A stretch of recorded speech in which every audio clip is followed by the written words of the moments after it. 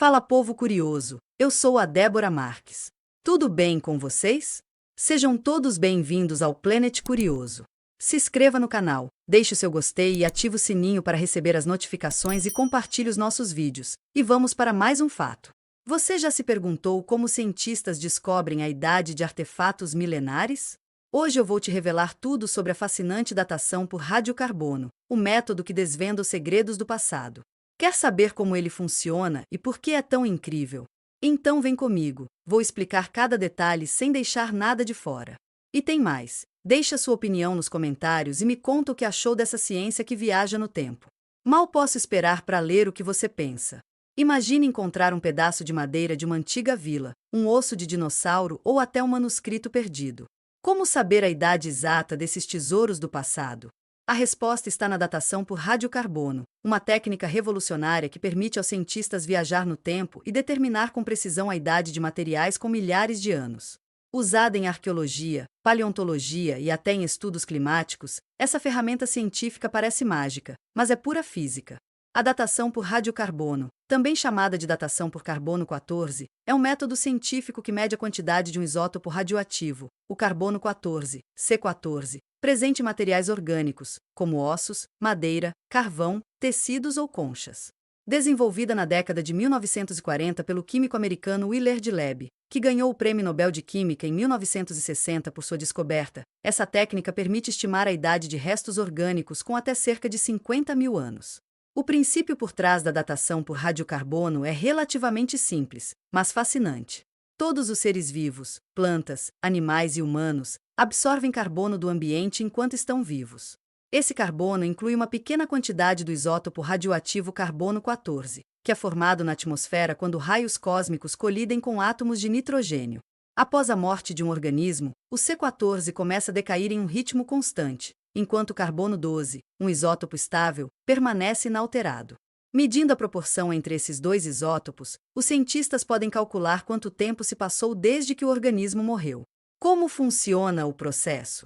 O processo de datação por radiocarbono pode ser resumido em algumas etapas-chave. Absorção do carbono 14. Durante a vida, plantas absorvem carbono da atmosfera por meio da fotossíntese, e animais, incluindo humanos, incorporam esse carbono ao comer plantas ou outros animais. Assim, todos os organismos vivos mantêm uma quantidade constante de C14 em seus corpos.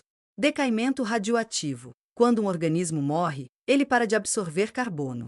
O C14 presente começa a decair, transformando-se em nitrogênio 14, N14, por meio de um processo radioativo.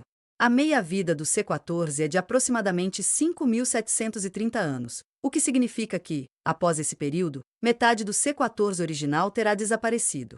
Coleta e análise. Para datar um artefato, os cientistas coletam uma pequena amostra do material orgânico. Essa amostra é tratada quimicamente para remover contaminantes e, em seguida, analisada em equipamentos sofisticados, como espectrometros de massa por acelerador, AMS. Esses aparelhos medem a proporção de C14 em relação ao C12, permitindo calcular a idade com base no ritmo de decaimento. Calibração. Como a quantidade de C14 na atmosfera varia ao longo do tempo devido a fatores como mudanças climáticas ou atividade solar, os resultados brutos são calibrados com base em registros conhecidos, como anéis de árvores, dendrocronologia ou sedimentos marinhos, para garantir maior precisão. O resultado?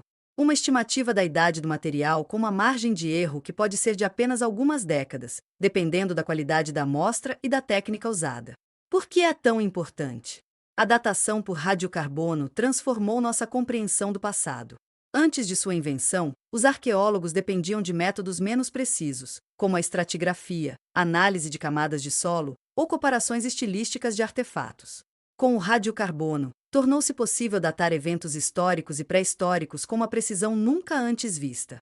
Aqui estão algumas aplicações notáveis. Arqueologia. A técnica foi usada para datar o sudário de Turim, estimado entre 1260 e 1390 d.C., as pinturas rupestres de Lascaux, na França, cerca de 17 mil anos, e até múmias egípcias. Paleontologia. Restos de animais extintos, como mamutes, foram datados para entender quando e por que desapareceram. Mudanças climáticas. Amostras de sedimentos e corais ajudam a reconstruir o clima da Terra em milhares de anos, fornecendo dados cruciais sobre o aquecimento global. História humana. A datação por radiocarbono revelou a idade de sítios como Stonehenge, cerca de 3100 a.C., e ajudou a traçar a migração de povos antigos. Limitações e desafios. Apesar de sua precisão, a datação por radiocarbono tem limitações. Ela só funciona em materiais orgânicos, ou seja, nada de datar rochas ou metais diretamente. Além disso, a técnica é menos confiável para amostras com mais de 50 mil anos, pois a quantidade de C14 restante é mínima. Contaminações, como a presença de carbono moderno na amostra, também podem distorcer os resultados, exigindo cuidados extremos no manuseio. Outro desafio é a variação histórica do C14 na atmosfera. Eventos como erupções vulcânicas ou a queima de combustíveis fósseis no século XX, o chamado efeito Suez, alteraram os níveis de carbono, exigindo curvas de calibração cada vez mais sofisticadas. Mesmo assim, avanços tecnológicos, como o uso de espectrometros de massa por acelerador, reduziram a quantidade de material necessário para análise, permitindo datar até fragmentos minúsculos com alta precisão. Curiosidades que tornam a datação por radiocarbono ainda mais fascinante o Nobel merecido. Willard Leb testou sua técnica em objetos de idade conhecida, como madeira de túmulos egípcios, antes de publicá-la em 1949. Sua descoberta mudou a arqueologia para sempre. Anéis de árvores como relógios. A dendrocronologia, que estuda os anéis de crescimento das árvores, é usada para calibrar a datação por radiocarbono, criando uma linha do tempo que remonta a milhares de anos. Mistérios resolvidos. A técnica revelou que os pergaminhos do Mar Morto, encontrados em Qumran, datam de 150 a.C. a 70 d.C., confirmando sua autenticidade como textos bíblicos antigos. Futuro promissor. Novas tecnologias, como a datação por laser, prometem tornar o método ainda mais preciso e acessível. Uma janela para o passado. A datação por radiocarbono é como uma máquina do tempo científica, permitindo que espiemos civilizações perdidas, animais extintos e até o clima de eras passadas. Graças a ela, sabemos que os primeiros humanos chegaram às Américas há cerca de 13 mil anos e que as pirâmides de Gizé foram construídas por volta de 2600 a.C. É uma ferramenta que conecta o presente ao passado, transformando fragmentos em histórias. E aí, o que achou dessa ciência incrível? Já imaginou como seria descobrir a idade de um artefato com suas próprias mãos? Deixe sua opinião nos comentários e conte pra gente o que mais te fascinou na datação por radiocarbono.